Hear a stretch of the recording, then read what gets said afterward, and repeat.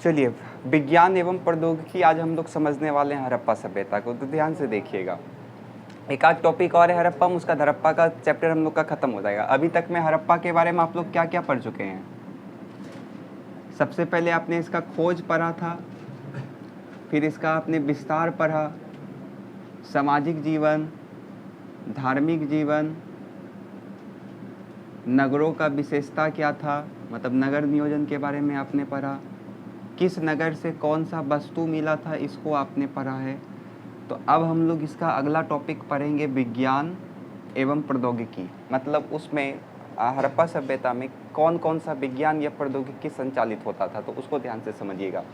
तो सबसे पहले आपको इसमें लिखना पड़ेगा कि हड़प्पा सभ्यता के विभिन्न नगरों का जब उत्खनन किया जा रहा था तो उसका जब हम लोग अध्ययन करते हैं तो निम्नलिखित प्रकार से हम लोगों को जानकारी मिलता है। तो उसमें से पहला आपको लिखना है क्या चीज़? लिपि। अब लिपि समझते हैं आप लोग? लिपि समझते हैं? आप जो कॉपी में लिखते हैं वो कौन सा लिपि में लिखते हैं? देवनागरी लिपि में। तो उसी प्रकार से हड़प्पा सभ्यता में भी लिपि का प्रचलन स्टार्ट हो गया था, मतलब लेखन कला का प्रचलन स्टार्ट हो गया था, लेकिन आज तक हम लोग उसको पढ़ नहीं पाए हैं, ये बात याद रखिएगा। लिपि का जो सबसे पहला खोज किया गया था वो 1853 में किया गया था, और पूरा लिपि का जब खोज कर लिया गया तो उस समय ईस्वी था 1923, इसको याद रखिएगा। हड़प्पा का पहला लिपि का खोज हुआ था 1853 में, और पूरी तरीके से खोज कर लिया गया 1923 में। बात समझ में आया? मेसोपोटामिया सभ्यता का नाम आप लोग सुने होंगे। तो जिस प्रकार से मेसोपोटामिया में लेखन कला का विकास हुआ था उसी प्रकार से हड़प्पा में भी लेखन कला का विकास हो चुका था, जिसका पहला लिपि को 1853 में खोजा गया और उसके सारा लिपि को लगभग 1923 तक में खोज लिया गया। बात समझ में? इस लिपि में लगभग 250 से 400 तक लेख अक्षर है, लगभग 250 से 400 तक इसमें अक्षर है। और आपको जान के आश्चर्य होगा कि ये वर्णमाला में नहीं लिखा गया है, तो किस में लिखा गया है? ये जो होता है हमको चित्र की भाव और किसी वस्तु को अर्थ स्पष्ट करता है। आप अगर हड़प्पा का लिपि को देखिएगा तो उससे आपको पता चलेगा, लगता है ये किसी चित्र की ओर डिनोट कर रहा है, भाव की ओर डिनोट कर रहा है, कोई वस्तु की ओर डिनोट कर रहा है, लेकिन वहाँ पे कोई भी वर्णमाला नहीं है। जैसे हम लोग लिखते हैं वह गया, जैसे वह राम है, तो इसमें देखिए वर्ण लगा हुआ है ना, वो वर्ण है, हो वर्ण है, रो वर्ण है, मो वर्ण है, हो वर्ण है, ये सब क्या है? वर्ण है। और वर्ण के समूह को ही क्या बोलते हैं? वर्णमाला बोलते हैं। किंतु जो हड़प्पा का लिपि था उसमें किसी भी प्रकार का वर्णमाला नहीं था, बल्कि वो लोग वर्णमाला के स्थान पे चित्रों का प्रयोग करता था। कोई भी प्रकार का चित्र बना दिया, तो आज तक हम लोग उसको समझ नहीं पाए हैं, क्योंकि इसका जो लिपि था वो भाव चित्रात्मक था, मतलब भाव के साथ अपने भाव को वो चित्र के द्वारा व्यक्त करता था। तो उस समय वो क्या व्यक्त करता था तो ये तो कोई जानता नहीं है। अब जैसे मान के चलिए हम इस प्रकार से बना देते हैं, तो आप इससे क्या समझिएगा? सबका अपना अपना माइंड हो सकता है। हमने बनाया कि एक आदमी है जो एक हिरन को शिकार कर रहा है कि नहीं? आप हिरन के जगह शेर भी लिख सकते थे, इसलिए हम बोल रहे हैं कि सबका थाउट क्या हो सकता है? अलग अलग हो सकता है। तो उसी प्रकार से हड़प्पा में जो भी लिपि मिला था उसको आज तक हम लोग पढ़ नहीं पाए हैं। बात समझ में आया? एग्जाम में पूछता है कि हड़प्पा सभ्यता का लिपि कैसा था, तो उसमें बोलिएगा भाव चित्रात्मक। वो लोग अपना भाव को चित्रों के द्वारा व्यक्त करता था। बात समझ में आया?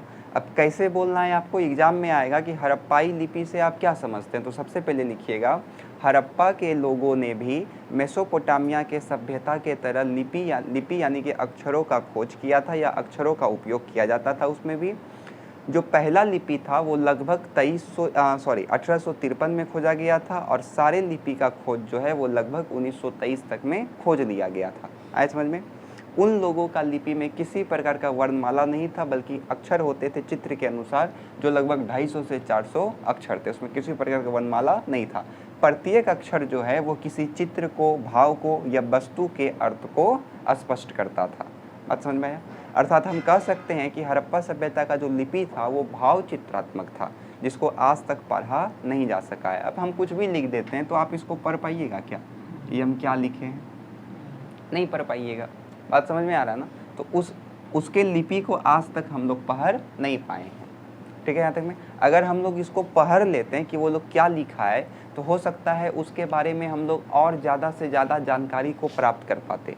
हम लोग हड़प्पा सभ्यता के बारे में जो कुछ भी जानते हैं वो सब पुरातात्विक वस्तु के आधार पे ही लिखा गया है। कहीं पे ये सब लिखा नहीं गया है कि फलना फलना चीज़ था उसमें, बल्कि वस्तुओं के आधार पे ही हम लोग उस जानकारी को प्राप्त कर पाए हैं।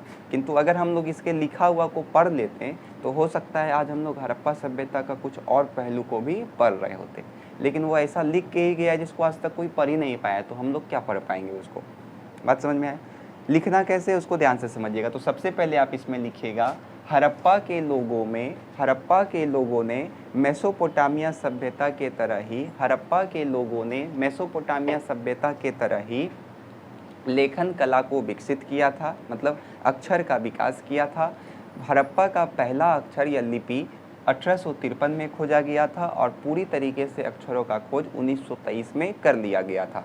खोजा गया तक में उनका अक्षर लगभग 250 से 400 अक्षर तक था, जिसमें किसी प्रकार का वर्णमाला नहीं था। प्रत्येक अक्षर किसी चित्र को, वस्तु को या वस्तु के भाव को स्पष्ट करता था। अर्थात हम कह सकते हैं कि हड़प्पा सभ्यता का लिपि भाव चित्रात्मक था। समझ में आया? किसी को कोई दिक्कत है यहाँ तक में? अब इसके बाद आप समझिए चिकित्सा ज्ञान। अगर आपसे एग्जाम में पूछेगा कि हड़प्पा सभ्यता के विज्ञान एवं प्रौद्योगिकी का वर्णन कीजिए, तो आपको ये पूरा लिखना पड़ेगा। अगर केवल पूछेगा कि हड़प्पा सभ्यता का लिपि क्या था, तो आपको केवल इतना सा लिखना पड़ेगा। बात समझे? तो अगला है चिकित्सा ज्ञान। तो याद करिए आप लोग, कालीबंगान से मस्तिष्क शोथ का बीमारी वाला एक कपाल मिला था, पिछला क्लास में आप लोगों को बताए थे। तो उससे क्या अनुमान लगाया जा सकता है कि हड़प्पा सभ्यता के लोग शोध भी करते होंगे बीमारी को लेकर के कि किस बीमारी के किस प्रकार से इलाज किया जाएगा, तभी तो मस्तिष्क शोथ का बीमारी वाला उसको कपाल मिला था। बात समझ में आया ना? इसका मतलब हम अनुमान लगा सकते हैं कि हड़प्पा सभ्यता के लोगों का चिकित्सा भी क्या था, रुचि था, क्योंकि हमको कालीबंगान से ही ना मिला था। अब जैसे हम आपसे पूछेंगे कि कालीबंगान कहाँ स्थित है, बताइए तो कोई बता सकता है? पिछला क्लास में तो हम बताए थे, आप बताइए कालीबंगान कहाँ है? कहाँ है?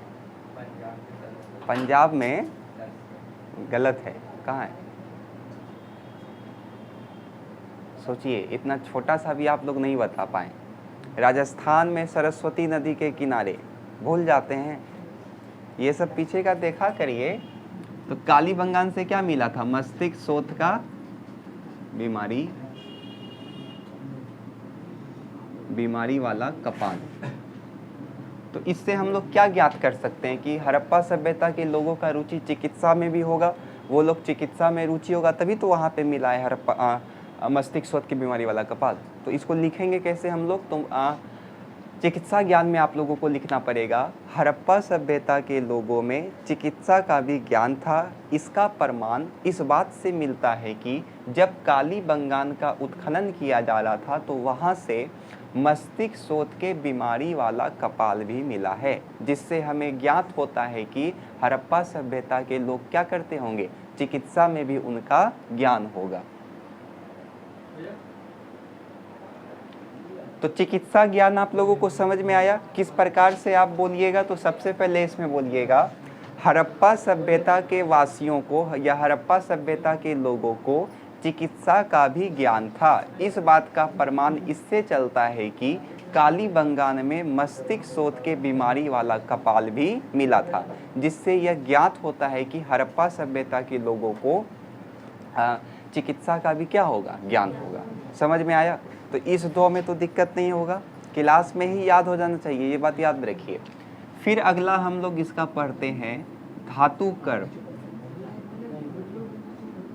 तो आप लोग क्लास 10th में धातु कर्म पढ़े होंगे, है ना? तो धातु कर्म क्या है तो इसको ध्यान से समझिएगा। आपको पता है कि हड़प्पा सभ्यता में जो सबसे ज़्यादा किस धातु का मूर्ति मिला था? कांस्य का, कांसा का मूर्ति मिला था, इसलिए इसको कांस्य युगीन हड़प्पाई सभ्यता भी हम लोग कहते हैं। तो कांसा का मूर्ति यहाँ पे बहुत ज़्यादा मिला था। अब कांसा बनता कैसे? अगर आप साइंस पढ़े होंगे 10th में तो आपको पता है कि कॉपर यानी कि तांबा और टीन का मिला करके क्या बन जाता है? कांसा का निर्माण होता है। तो इसको गरमाना पड़ता है कितना डिग्री पे? तो 1038 डिग्री सेल्सियस पे इसको गर्म करना पड़ता है, तब जा कर के हम लोगों का किसका निर्माण होता है? कांसा का निर्माण होता है।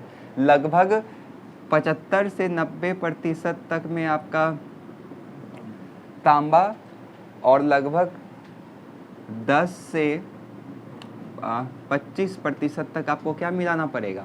टीन। तब किसका निर्माण हो जाता है आपस में? कांसा का निर्माण हो जाता है। कांसा का ब्रॉन्ज। तो कांसा का निर्माण इस प्रकार से किया जाता है। बात समझे? आप लोग के घर में कांसा का बर्तन होगा, सबके घर में लगभग कांसा का बर्तन होता ही है, नहीं तो कुछ कम से कम एगो कलश तो जरूर होगा, कुछ हो या ना हो, कलश या कटोरी तो जरूर होगा। हाँ, तो किस प्रकार से बनाता था समझ में आ गया ना? तो आपको ये समझना है कि आज से 5000 साल पहले हड़प्पा सभ्यता के लोग इतना डिग्री सेल्सियस वो ताप कैसे उत्पन्न कर लेता होगा। आज आप 45 डिग्री ताप जब बाहर जाते हैं तो कितना गर्मी लगता है आपको? हम ताप बता रहे हैं। 45 डिग्री सेल्सियस जब गर्मी करता है तो आदमी का मुंह कान घरों में रहेगा तो लाल लाल हो जाता है पूरा पसीना से। तो आप समझ सकते हैं कि 1038 डिग्री सेल्सियस वो लोग ताप किस प्रकार से उत्पन्न करता होगा। क्यों? क्योंकि इसको उत्पन्न करने के बाद वो लोग कॉपर और टीन को मिला करके किसका निर्माण करता था? कांसा का, क्योंकि कांसा का मूर्ति वहाँ से बहुत ज़्यादा मिला था। तो ये सब कुछ विज्ञान और प्रौद्योगिकी का उसका साक्ष्य है। बात समझ में आया?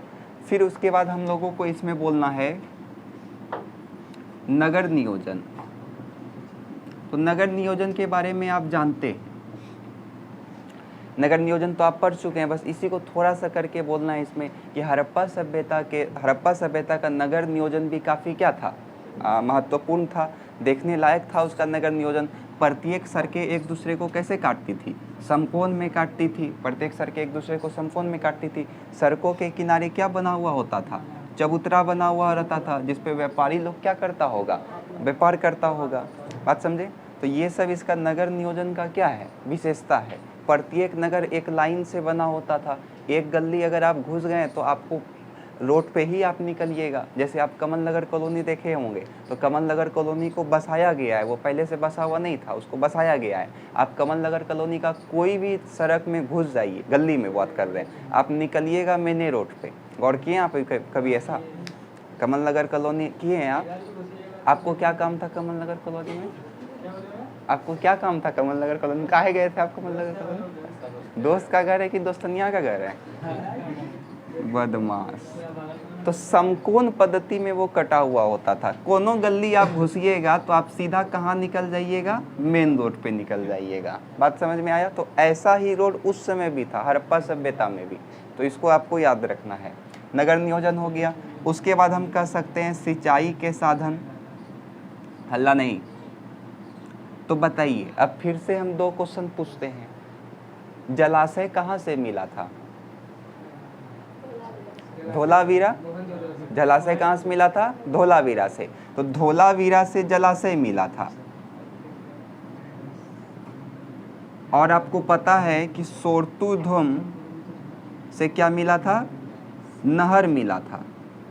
तो इस सब से हमको ज्ञात होता है कि हड़प्पा सभ्यता के लोग सिंचाई के लिए क्या करता होगा? जलाशय, नहर, इसके साथ साथ कुआं का उपयोग करता होगा, क्योंकि बहुत ज़्यादा गड्ढा भी मिला है तो उसको मान लिया गया कि ये कुआं हो सकता है। बात समझ में आया? तो इतना में किसी को कोई दिक्कत है? लास्ट बार एक एक करके फिर से सुन लीजिए, फिर आप लोग एक एक करके बताइएगा। एग्जाम में आएगा कि हड़प्पा सभ्यता के विज्ञान एवं प्रौद्योगिकी से आप क्या समझते हैं। तो सबसे पहले आप लिखिएगा कि हड़प्पा सभ्यता के विभिन्न, हड़प्पा सभ्यता या सिंधु घाटी सभ्यता। और आप लोग को हम बार बार बोल रहे हैं कि या तो आप हड़प्पा सभ्यता लिखिए, केवल हड़प्पे मत लिख दीजिएगा, सुनने में थोड़ा अजीब लगने लगता है। कहीं कहीं हड़प्पा दीजिए, कहीं कहीं पे सिंधु घाटी सभ्यता दीजिए, ठीक है? इससे कॉपी आपका देखने में अच्छा लगेगा। एग्जाम में आएगा कि हड़प्पा सभ्यता के विज्ञान एवं प्रौद्योगिकी से आप क्या समझते हैं। तो उसमें लिखिएगा हड़प्पा सभ्यता के विभिन्न नगरों के उत्खनन के दौरान, हड़प्पा सभ्यता के विभिन्न नगरों के उत्खनन के दौरान हम हड़प्पा सभ्यता या सिंधु घाटी सभ्यता के विज्ञान एवं प्रौद्योगिकी को अच्छे तरीके से समझ गए, जिसे हम निम्नलिखित बिंदुओं से समझ सकते हैं। पहला उसमें आपको लिखना है लिपि। अब लिपि में क्या लिखिएगा, तो हड़प्पा के लोग या हड़प्पा सभ्यता या सिंधु घाटी सभ्यता के लोग मेसोपोटामिया सभ्यता के तरह ही अक्षर लेखन यानी कि लिपि का विकास कर लिया था। इसका पहला लिपि 1853 में खोजा गया था और पूरी तरीके से इसका अक्षर को 1923 में पूरी तरीके से खोज लिया गया था। यहाँ तक में कोई दिक्कत है? हड़प्पा सभ्यता में लगभग 250 से लेकर के 400 तक अक्षर था जिसमें किसी प्रकार का वर्णमाला नहीं था। प्रत्येक अक्षर क्या क्या भाव, चित्र और किसी वस्तु को स्पष्ट करता था, वस्तु का अर्थ को स्पष्ट करता था। अर्थात हम कह सकते हैं कि हड़प्पा सभ्यता का लिपि कैसा था, भाव चित्रात्मक था। क्लियर यहाँ तक में? अब उसके बाद आपको लिखना है इधर चिकित्सा ज्ञान। तो इसमें क्या लिखेंगे, हड़प्पा सभ्यता का एक प्रमुख नगर कालीबंगान का जब उत्खनन किया जा रहा था तो वहाँ से मस्तिष्क शोथ के बीमारी वाला कपाल भी मिला था, जिससे हम यह अनुमान लगा सकते हैं कि हड़प्पा सभ्यता के लोगों में चिकित्सा का भी ज्ञान था। क्लियर है? फिर अगला है आपका धातुकर्म। तो धातुकर्म में क्या बोलेंगे, सिंधु घाटी सभ्यता का उत्खनन के दौरान बहुत ज़्यादा संख्या में कांस्य का मूर्ति मिला है। कांस्य समझ में आ रहा है ना, कांस्य का मूर्ति मिला है। यह कांस्य का निर्माण कॉपर और टीन के मिश्रण से किया जाता है, जिसको बनाने के लिए लगभग 1038 डिग्री सेल्सियस तक गर्मी का आवश्यकता पड़ता है, मतलब ताप का आवश्यकता पड़ता है, जिससे हम अनुमान लगा सकते हैं कि हड़प्पा सभ्यता के लोगों में धातुकर्म का भी ज्ञान था। अगला नगर नियोजन। तो हड़प्पा सभ्यता का एक प्रमुख विशेषता यह भी था कि हड़प्पा सभ्यता का नगर नियोजन काफ़ी क्या था, उत्तम था। प्रत्येक सड़कें जो हैं वो एक दूसरे को समकोण पद्धति में काटती थी। घर जो होता था एक लाइन से बना होता था और इसके साथ साथ सड़कों पर चबूतरा बना हुआ होता था, जिसपे संभवतः व्यापारी लोग बैठ करके व्यापार करता था। और घर का ही एक विशेषता याद रखिएगा, जो घर का मेन द्वार होता था, मतलब मेन एंट्रेंस होता था, मुख्य द्वार घर में होता है ना, वो डायरेक्ट घर के आंगन में नहीं खुलता था। बात समझ में आ रहा है हम क्या बोल रहे हैं? कोई घर देखिएगा आप, जैसे गेट खोलिएगा आंगन आ जाता है घर का, तो उस प्रकार से वो लोग का घर नहीं होता था। पहले एक सिंपल एंट्रेंस हुआ, फिर थोड़ा सा चबूतरा होता था, फिर उसको घेर घार के अलग से फिर रूम स्टार्ट होता था, ताकि अगर कोई बाहरी इंसान आ रहा है तो वो उसी घर के बरामदा तक ही रहे, आंगन तक नहीं आ सके। बात समझ में आया? घर देखिए कैसे होता है, बीच में आंगन है, इधर कमरा है, इधर कमरा है, इधर कमरा है, इधर भी कमरा, इधर भी कमरा, इधर भी कमरा, इधर भी कमरा, इधर भी कमरा, यहाँ भी, ये सब क्या है, कमरा है। और यहाँ पे अगर गेट बना देता तो ये गेट बना देता तो जैसे एंट्री करता कहाँ पहुँच जाता, आंगन में पहुँच जाता। इसलिए गेट बनाने से पहले यहाँ पे एक कमरा या बरामदा बना दिया जाता था, ताकि जब भी कोई बाहरी आए तो वो यहीं पे रहे, आंगन तक नहीं आ पाए। तो आप अनुमान लगा सकते हैं कि कितना ज़्यादा ये लोग का दिमाग था उस समय, आज से लगभग 5000 साल पहले, किस प्रकार से इन अपने घरों को भी विकसित किया था। बात समझ में आया? सिंचाई के साधन। तो सिंचाई के साधन में क्या बोलिएगा, हड़प्पा सभ्यता के किसान या हड़प्पा सभ्यता में जो भी किसान थे वो सिंचाई के लिए जलाशय, कुआं, नहरों इत्यादि का प्रयोग करते थे। इसका प्रमाण धोलावीरा के जलाशय और अफगानिस्तान के सोटुधम के नहर से मिलता है। खत्म। आया समझ में? यहाँ तक में किसी को कोई कष्ट है? चलिए लिखिए।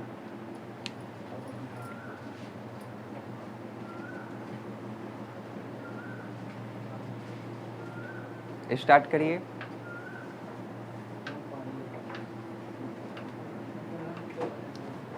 लिपि में लिखे, हड़प्पा सभ्यता के लोगों ने, जी लिपि में लिख करके डैश दीजिए। हड़प्पा सभ्यता के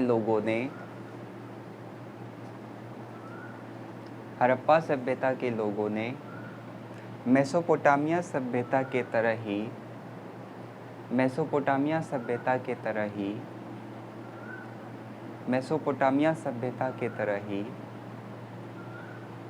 लिपि का, मेसोपोटामिया के सभ्यता के तरह ही लिपि का प्रयोग करते थे।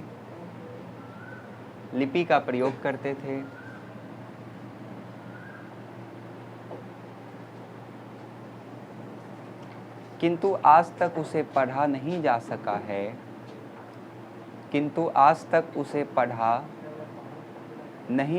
है। करते थे, किंतु आज तक उसे पढ़ा नहीं जा सका है।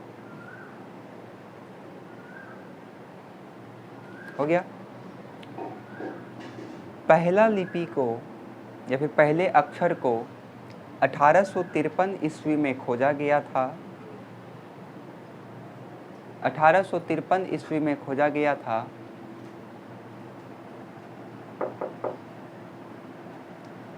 तथा 1953 में 1923 में तथा 1923 में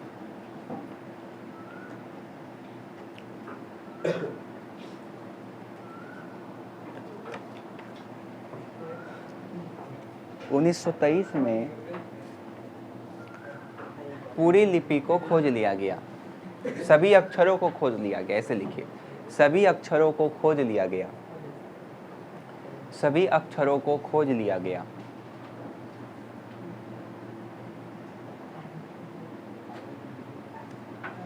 लगभग 250 से 400 अक्षरों का खोज किया गया था। लगभग 250 से 400 अक्षरों का खोज किया गया था। प्रत्येक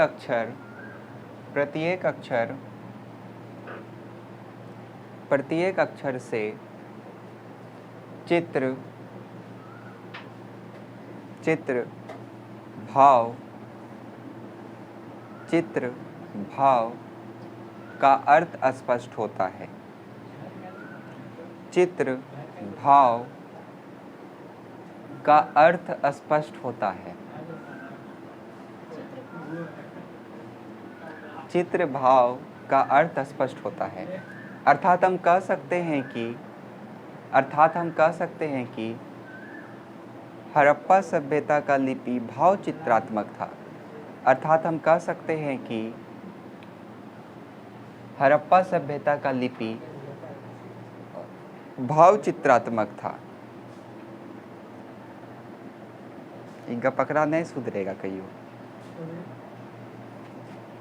अर्थात हम कह सकते हैं कि हड़प्पा सभ्यता का लिपि भाव चित्रात्मक था। चलिए अगला लिखिए, चिकित्सा ज्ञान। चिकित्सा ज्ञान में लिख करके डैश दीजिए। चिकित्सा ज्ञान में लिख करके डैश दीजिए और लिखिए भाव चित्रात्मक था। चिकित्सा ज्ञान में लिखिए, सिंधु घाटी सभ्यता का एक प्रमुख नगर कालीबंगान। सिंधु घाटी सभ्यता का एक प्रमुख नगर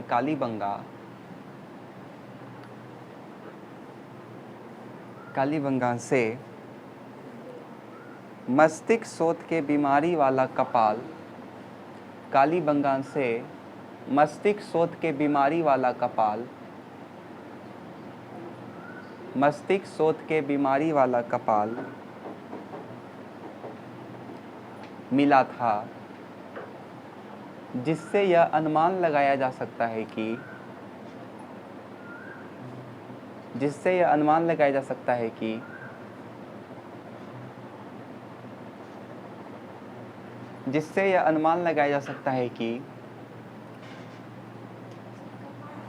कपाल मिला था, जिससे अनुमान लगाया जा सकता है कि हड़प्पा सभ्यता के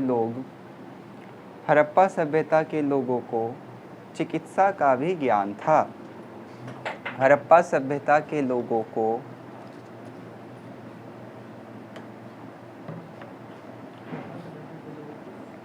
चिकित्सा का भी ज्ञान था।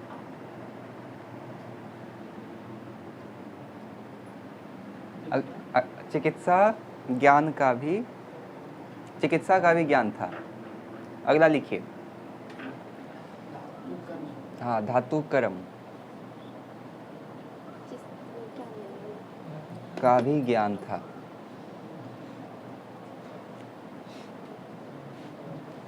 अगला लिखिए धातु कर्म। धातु कर्म में डैश दे करके लिखिए,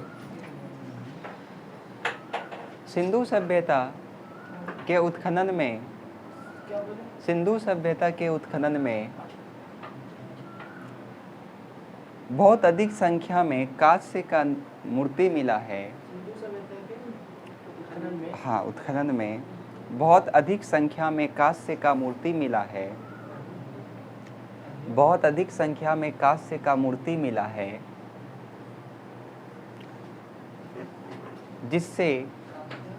जिसका निर्माण कांस्य का मूर्ति मिला है जिसका निर्माण कॉपर, ब्रैकेट में लिख लीजिएगा 75 से 90%, जिसका निर्माण कॉपर, ब्रैकेट में लिख लीजिए 75 से 90%, हाँ, जिसका निर्माण कॉपर, ब्रैकेट में लिखिए 75 से 90%, तथा टीन,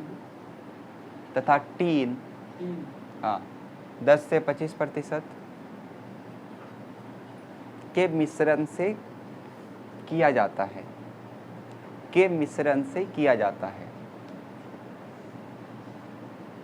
इससे पता चलता है कि सैंधववासी को या हड़प्पावासी को धातु क्रम का भी ज्ञान था। हड़प्पावासी को, जिससे यह ज्ञात होता है कि हड़प्पावासी को धातु क्रम का भी ज्ञान था। चलिए अगला लिखिए, जिससे यह पता चलता है कि हड़प्पावासी को धातु क्रम का भी ज्ञान था। अगला लिखिए नगर नियोजन।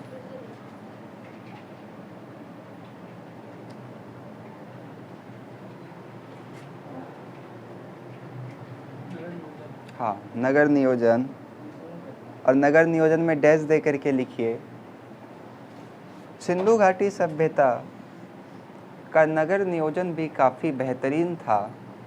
सिंधु घाटी सभ्यता का नगर नियोजन भी काफ़ी बेहतरीन था।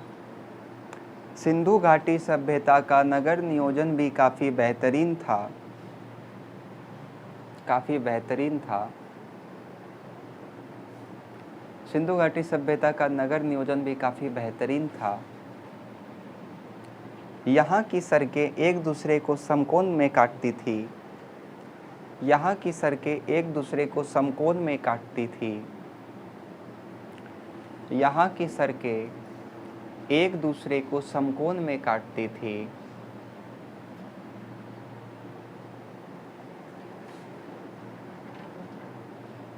सड़कों के किनारे समकोण में काटती थी। सड़कों के किनारे चबूतरे बने हुए थे। सड़कों के किनारे चबूतरे बने हुए थे, जिसका हाँ, सड़कों के किनारे चबूतरे बने हुए थे, जिसका प्रयोग संभवतः व्यापारी या दुकानदार करते होंगे। जिसका प्रयोग संभवतः व्यापारी या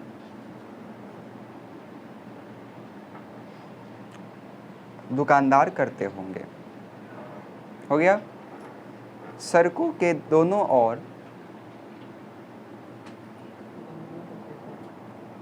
दोनों ओर नालियां बनी हुई थी। सड़कों के दोनों ओर नालियां बनी हुई थी,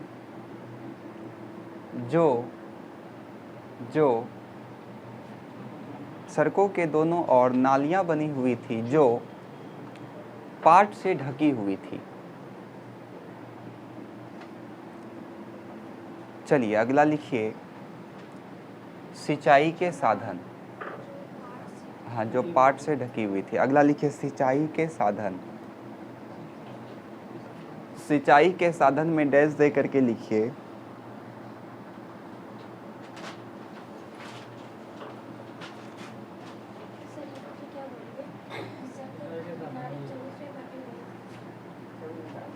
जिस पर संभवतः व्यापारी और दुकानदार व्यापार करते होंगे। चलिए सिंचाई के साधन में डैश दे करके लिखिए, धोलावीरा से मिला जलाशय। धोलावीरा से मिला जलाशय। धोलावीरा से मिला जलाशय तथा सोरतुर्धम से मिला नहर। तथा सोरतुर्धम से मिला, धोलावीरा से मिला जलाशय तथा सोरतुर्धम से मिला नहर से ज्ञात होता है कि से ज्ञात होता है कि हड़प्पावासी सिंचाई के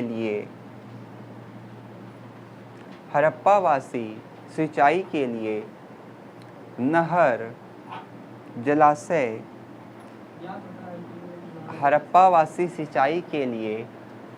जलाशय नहर कुआं इत्यादि का प्रयोग करते होंगे।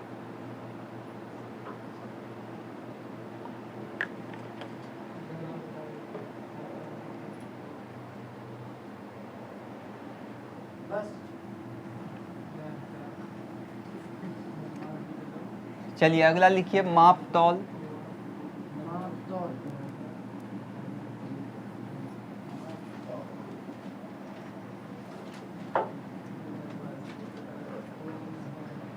कितना नंबर होगा? 7 6।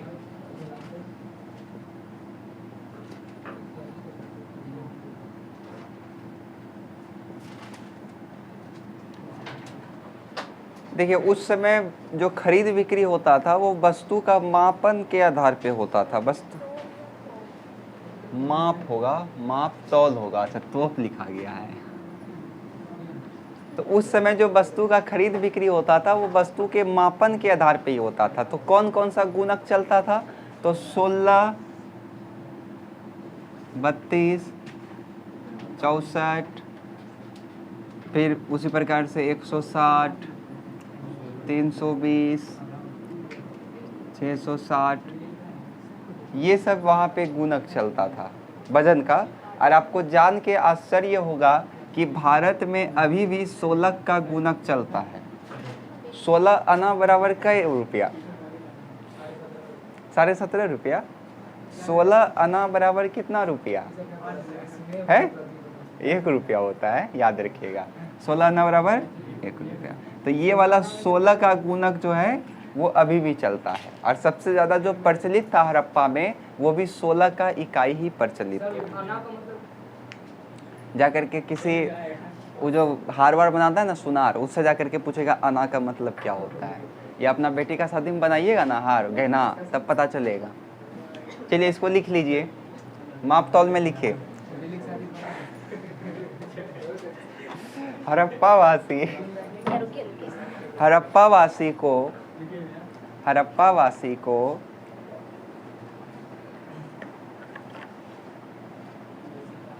माप एवं तौल हड़प्पावासी को माप एवं तौल का भी ज्ञान था। हड़प्पावासी को माप एवं तौल का भी ज्ञान था। वे 16, 32, 48, अगर आप गौर से देखें तो 16 का ही पहाड़ा है ये। 16, 32, अरे बाबू सब लिखना है तो लिख दीजिए आप, आपका इच्छा है। हाँ 16, 32, 64, 61, 320, 6, 40, आप लिखिए 248, हम मना किए हैं। लिखिए इत्यादि गुणक का प्रयोग किया जाता था। इत्यादि गुणक का प्रयोग किया जाता था। इसमें से 16 गुणक काफ़ी ज़्यादा प्रचलित था। इसमें से 16 गुणक काफ़ी ज़्यादा प्रचलित था।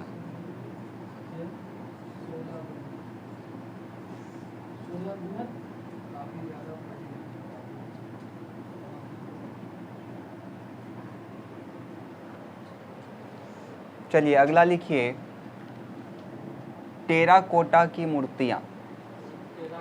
जी टेराकोटा की मूर्तियाँ। टेराकोटा की मूर्तियाँ, इसको ध्यान से समझिएगा। देखिए मिट्टी के मूर्ति को जब आग में पकाया जाता था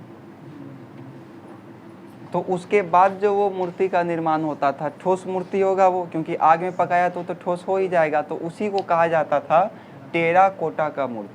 बात समझ में आया? तो हड़प्पा सभ्यता में बहुत ज़्यादा संख्या में टेराकोटा का भी मूर्ति मिला है।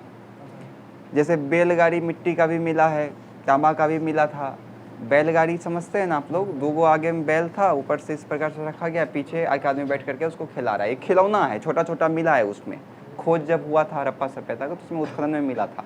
तो टेराकोटा का मूर्ति क्या है, तो इसमें हम लोग लिखेंगे कि हड़प्पा सभ्यता के लोग, हड़प्पा सभ्यता में काफ़ी ज़्यादा टेराकोटा का मूर्ति भी मिला था। जब मिट्टी से बने मूर्ति को आग में पकाया जाता है तो उसी को क्या कहा जाता है, टेराकोटा का मूर्ति। इसमें से बहुत ज़्यादा मूर्ति पुरुषों का भी था और बहुत ज़्यादा मूर्ति महिलाओं का भी था। बात समझ में आया? हो जाएगा यहाँ तक में। इसके अतिरिक्त इससे काफ़ी ज़्यादा बर्तन भी मिला है। बर्तन समझते हैं ना? तो देखिए, जब बर्तन वहाँ से मिला है तो इससे बर्तन कैसे बनता है, मिट्टी का बर्तन कैसे बनता है, मट्टी से। वाह, मिट्टी का बर्तन किससे बनता है, तो मट्टी से। हम पूछे कैसे बनता है, बताइए कौन बनाता है, कुम्हार। कैसे बनाता है कुम्हार, पहिया टाइप रहता है, फिर उसको बोलता क्या है, चाक। उसको क्या बोलता, चक्री नहीं बोलता है, गधा, चाक बोलते हैं उसको। इसी में घुमाने वाला रहता है, यहाँ मिट्टी रख करके इसको ऐसे घुमाता है, फिर उसको जैसा शेप देना होता है उस प्रकार से दे देता है। तो हड़प्पा सभ्यता में भी इस प्रकार का चाक मिला है जिसपे कुम्हार लोग मिट्टी का क्या करता होगा, बर्तन बनाता होगा। बात समझ में आया? तो अभी ही नहीं बनता है मिट्टी का बर्तन, उस समय भी बनता था। दिक्कत है यहाँ तक में किसी को? चलिए दोनों को लिख लीजिए। टेराकोटा का मूर्ति में लिखिए, हड़प्पा सभ्यता में, हड़प्पा सभ्यता के उत्खनन में कई मूर्तियां भी मिली है, कई टेराकोटा की मूर्तियां भी मिली है, कई टेराकोटा की मूर्तियां भी मिली है, कई टेराकोटा की मूर्तियां भी मिली है, कई टेराकोटा की मूर्तियां भी मिली हैं। आमतौर पर मिट्टी से बने मूर्ति, आमतौर पर मिट्टी से बने मूर्ति को जब आग में पकाकर ठोस किया जाता है, आमतौर पर मिट्टी से बने मूर्ति को आग में पकाकर ठोस किया जाता है, मिट्टी से बने मूर्ति को आग में पकाकर ठोस किया जाता है, तो उसे टेराकोटा का मूर्ति कहते हैं, तो उसे ही टेराकोटा का मूर्ति कहते हैं, तो उसे ही टेराकोटा का मूर्ति कहते हैं। चलिए अगला लिखिए, बर्तन।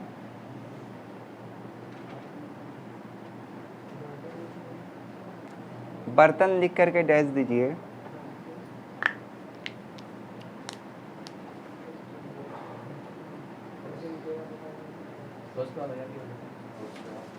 क्या?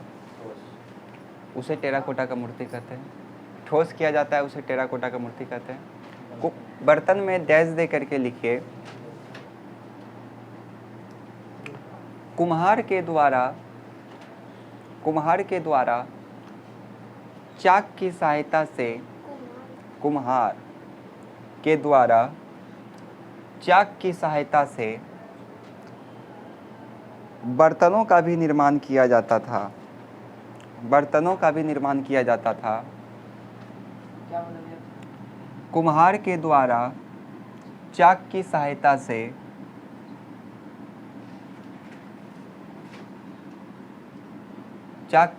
से बर्तनों का भी निर्माण किया जाता था, जिस पर अलग अलग प्रकार की कलाकृतियाँ भी होती थी, जिस पर अलग अलग प्रकार की कलाकृतियाँ भी होती थी, अलग अलग प्रकार की कलाकृतियाँ भी होती थी।